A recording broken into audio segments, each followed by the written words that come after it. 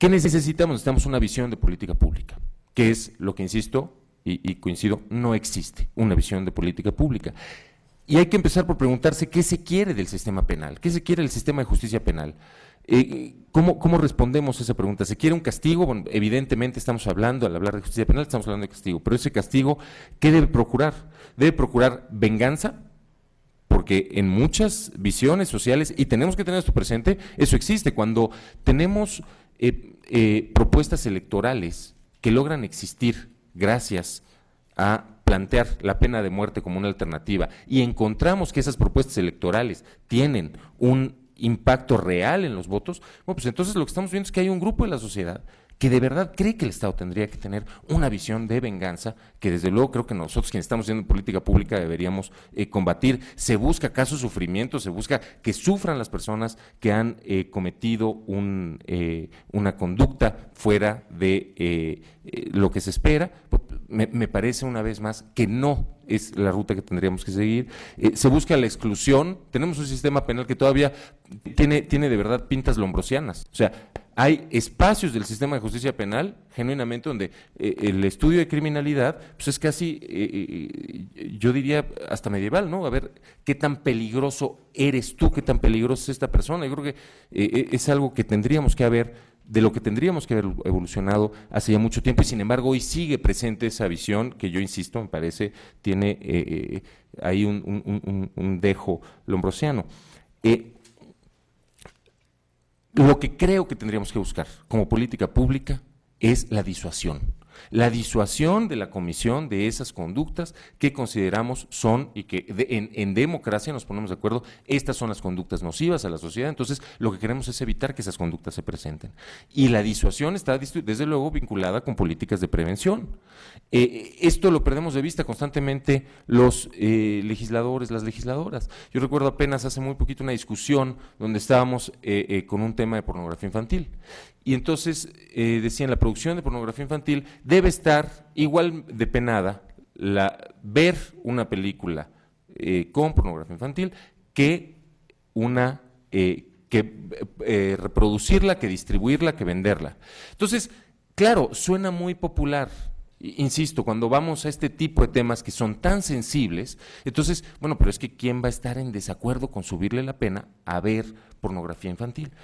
Y lo que parece que nadie se preguntara, y en la comisión tuvimos una discusión muy amplia, es, bueno, pero a ver, entonces, si yo le pongo la misma pena, y esto de verdad no está en las discusiones legislativas, si yo le pongo la misma pena a verla que a distribuirla, producirla y enviarla, bueno, pues entonces, ¿dónde están los elementos disuasivos entre una y otra conducta? Entonces, lo que yo estoy diciendo es, pues si ya viste un video, pues de una vez prodúcelo y lucra con el tema, porque vas a tener exactamente la misma pena. Esto, al entrar en estos temas, se están discutiendo desde un punto de vista, desafortunadamente, mucho más pasional, mucho más mediático, mucho menos de política pública de lo que una cosa tan seria debería tener. Tenemos casos, el actual Código de Procedimientos Penales dice, para todos los efectos graves, los delitos sancionados con pena de prisión son graves los delitos sancionados con pena de prisión cuyo término medio aritmético excede 5 años. ¿Qué significa este artículo que hoy tenemos vivo en el artículo 168 del Código de Procedimientos Penales? Que entonces ni siquiera tiene que haber una discusión de qué es un delito grave y qué no es un delito grave. Se hace casuísticamente y sencillamente, si en el momento es popular poner una pena mayor a los 5 años en promedio aritmético, ya se volvió grave. Entonces no tenemos un contexto general de discusión sobre qué es un delito grave y qué no es un delito grave, en qué casos queremos que haya esta barrera y en qué casos no. Catalina, al principio en su amable presentación, decía que propuso una iniciativa. Quiero decir que yo no la propuse, bueno, yo la propuse, pero yo no la hice. Es una iniciativa, y aquí está la doctora Saola, que participó en la construcción, me parece, de esa iniciativa, porque se desarrolló, se diseñó desde la Comisión de Derechos Humanos desde 2008. Hay una iniciativa completa que atiende exclusivamente a lo que estamos comentando aquí.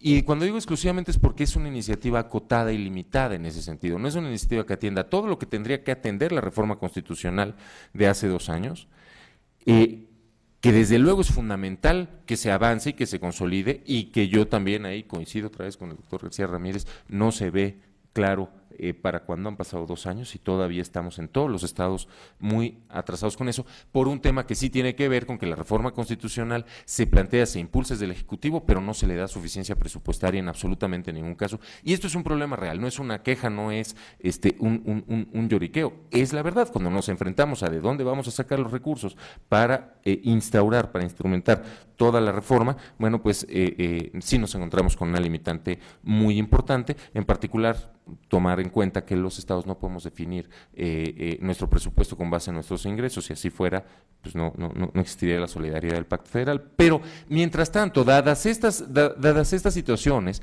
yo sí soy de la idea que podamos avanzar en las reformas procesales y de código necesarias, mínimas, para ir cambiando la visión de política pública. Lo que se propone en esta iniciativa es, primero, un enfoque muy claro de prevención del delito. 2, medidas restaurativas. En muchísimos de los casos, para el ofendido es mucho más fácil recibir una reparación del daño que involucrarse en un proceso en el que haya un castigo específico a quien generó este daño. La presunción de inocencia, desde luego, la disminución de la prisión preventiva, que hoy es un espacio permanente de violación de derechos humanos, la disminución de la duración de las penas y, desde luego, la eliminación de los estudios de peligrosidad. ¿Qué querríamos hacer? ¿Qué querríamos empezar a hacer? Aunque, insisto, falta mucho y esto no es una reforma estructural, también debo decirlo. ¿Qué querríamos empezar a hacer? Querríamos, desde luego, y esto es algo que es importante transmitir a la sociedad, si se quiere resolver el problema de inseguridad, si se quiere que aquel primodelincuente, joven, de escasos recursos o de escaso nivel educativo, que acaba en prisión por no tener un mecanismo apropiado de acceso a la justicia, y ahí es donde hablo de criminalización de la pobreza, en el acceso, no en las motivaciones, que ese joven que hoy entra y se convierte y tiene la posibilidad de hacer un círculo social, de hacer todo un vínculo que lo va a involucrar con redes criminales de muchísima mayor envergadura a aquellas o a las que no tenía originalmente. Eso es lo que queremos primero, pero lo que queremos también es consolidar una democracia en la que en efecto haya estas garantías de igualdad que en el sistema de justicia penal hoy no están cumpliendo ni en un mínimo. Esa igualdad y esa consolidación democrática no puede consolidarse si no hay una permeabilidad real de lo que es una visión de derechos humanos y de igualdad sustantiva en toda la sociedad, incluyendo su sistema de justicia penal. Perdón por haberme excedido, muchas gracias.